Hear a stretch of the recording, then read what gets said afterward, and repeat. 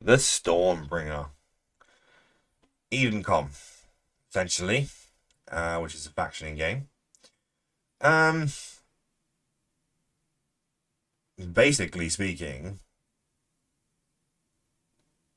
it doesn't particularly fit into either PvP or PvE effectively. It kind of does it both. And unless you're working with groups of these things, because of how the weapons work, it can be a real pain in the ass. Basically speaking, because the the Vorton projectors are a hopping weapon. So if you have three enemies in front of you and you fire, the main damage will hit the first target, a smaller amount of damage will hit the second target, and a smaller amount of damage will hit the third target.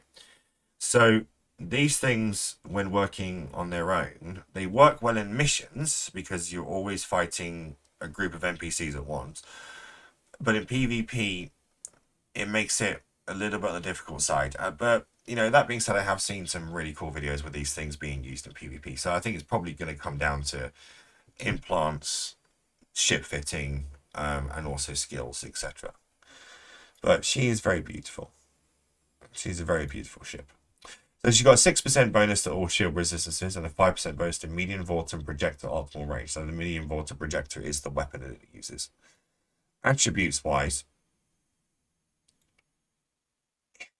it has a very low amount of armor. Only 1.7k structure, but 6.1k shield.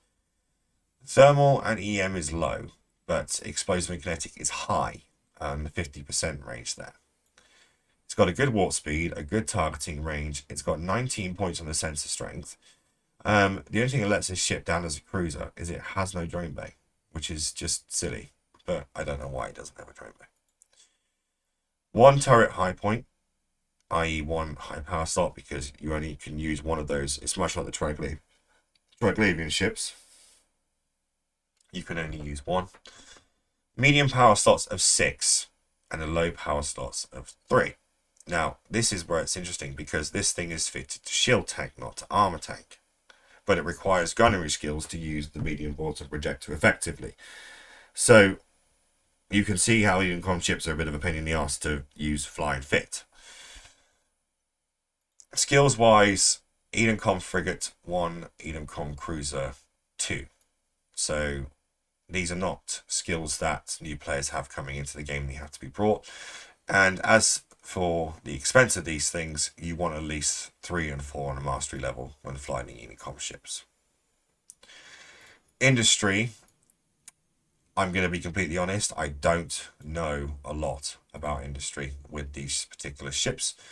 I'm not even sure if there are blueprint originals of these things. Please feel free to comment on the video if you're watching and there are blueprint originals. I'm not entirely sure where these blueprints come from. But I do know they require a vast amount of materials in terms of items, components, and salvage materials to build. So I would imagine that after buying all of this stuff, it's probably cheaper to buy it on the market like you would do with most things, leaving industry to the industry guys, etc. Skins wise, it's not bad, really. But it gives it a very... I think the thing with the Stormbringer is it's very futuristic looking, and sometimes doesn't really fit into Eve, a lot of it. So, I mean, like that, I've always thought that the caption here day one made it look like a Transformer Decepticon, because that's usually the colors of the Decepticons. A lot of them do have purple.